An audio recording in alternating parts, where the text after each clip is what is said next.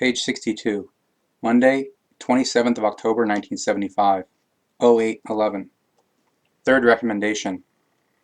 Hear, human being of the earth, what I reveal to you, because you shall now be instructed in the third recommendation that reads, You shall make every day into a day of festivity, and venerate or control it. Behold, in order that you become liberated from all lowly temptations, each day shall be a day of festivity for you. Therefore, that you do not evade all work, for daily work applies to you for the preservation of your physical body and all life forms dependent upon you. Daily activity applies also for the creation in spiritual power form, through which all its creations are ensured in their existence. As you have therefore created special days of festivity, which you name Sundays, this does not mean that you shall neglect the duty of the required activities on these days. The recommendation solely says that for the entire duration of your lifetime you shall withdraw yourself from all those activities that are not conforming with the laws and recommendations of the creation. If you busy yourself in something that stands outside the realm of the creational love, thus you desecrate the day in which you stand.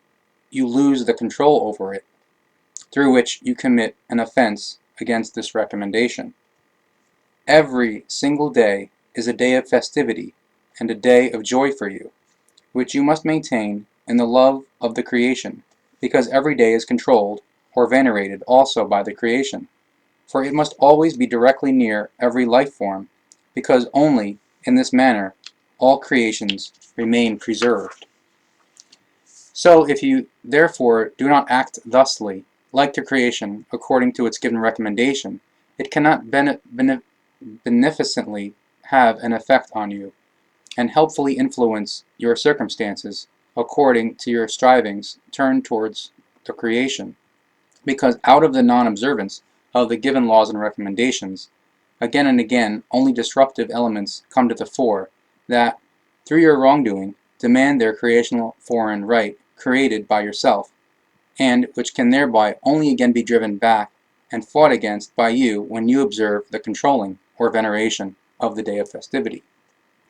That is the case when you control or venerate every single day, whichsoever it is for you, as a day of festivity, where you bring to expression only to the creation, through every single kind of activity and thoughts, through your words, thus, however, also in the actions and deeds, your thanks, through extolling and praising of the power and love of the creation and the constant control or veneration.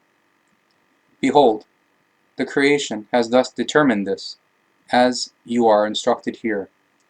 Therefore, preserve yourself in the love of the creation, so that in recognition of the truth, veneration or control is practiced in all respects, so that you venerate or control every day and make it a day of festivity through which the creation becomes recognizable within you as power and love, as knowledge, truth, and wisdom in timeless unendingness.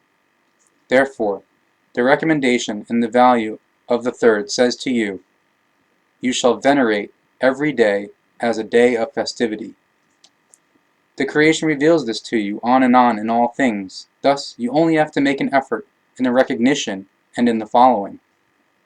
The creation has recognized you in love, and hence, what is more obvious to you than to consciously show your gratitude for this love by you fulfilling its recommendations? However, it is also said to you that every single day is a day of festivity and day of joy for the one who remains within the love for the creation and has become alive in the spirit, because the life in the spirit alone furthers the evolution to the relative absolute fulfillment. Therefore, the creation has also given to you these most highly important words and the value which the third recommendation contains within itself. Consequently, allow yourself to be instructed and follow this recommendation at all times, into which you have to immerse yourself.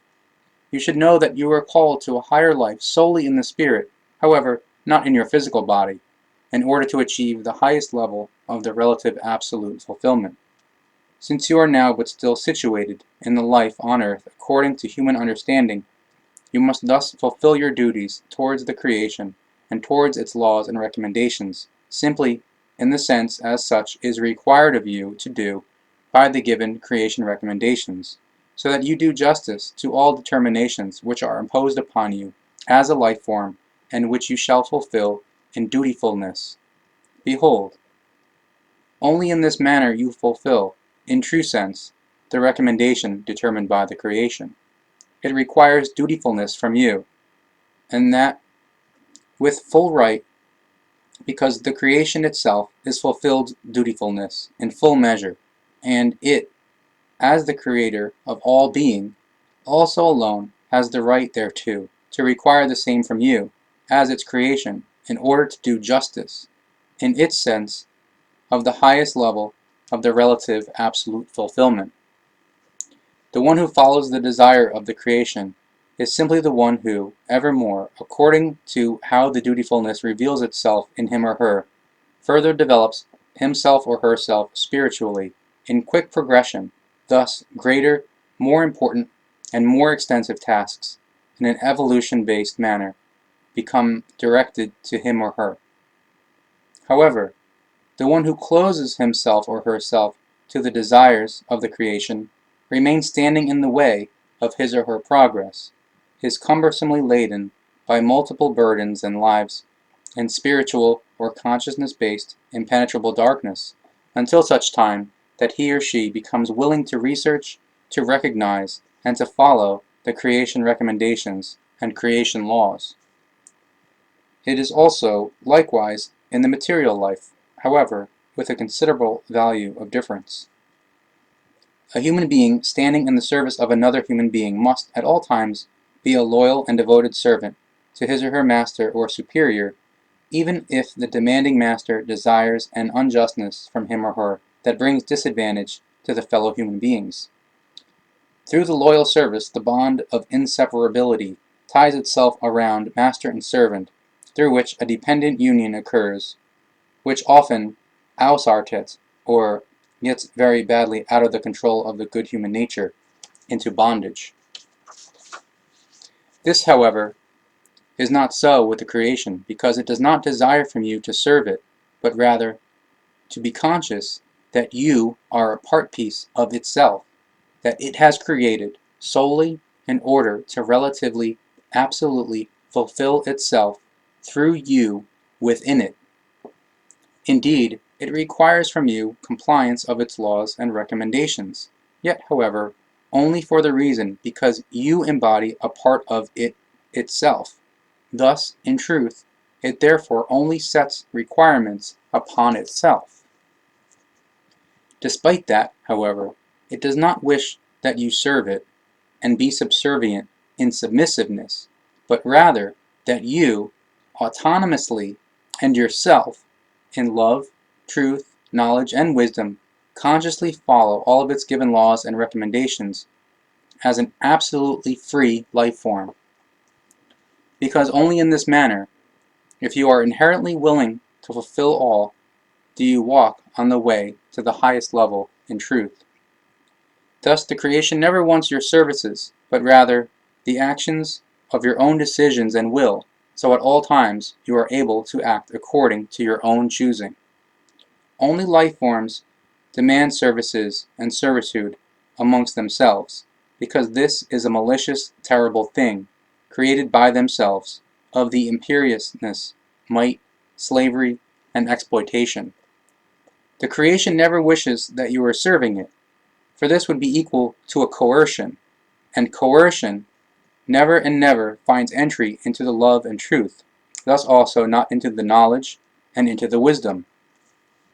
If your cultish religions, however, speak of services to the creation, of servient, spiritual, or consciousness-based poverty, in submissiveness, and of servitude to it, then that is the evil falsification of the truth, because the creation never and never demands these human terrible things for its benefit.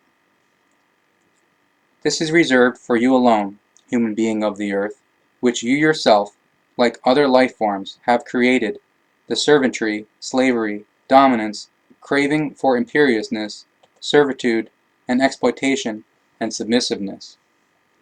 Yes, behold, human being of the earth, the entire being of the creation is visible in these things, and the recommendation that you shall venerate every single day as a day of festivity in all of its parts, and within the given laws.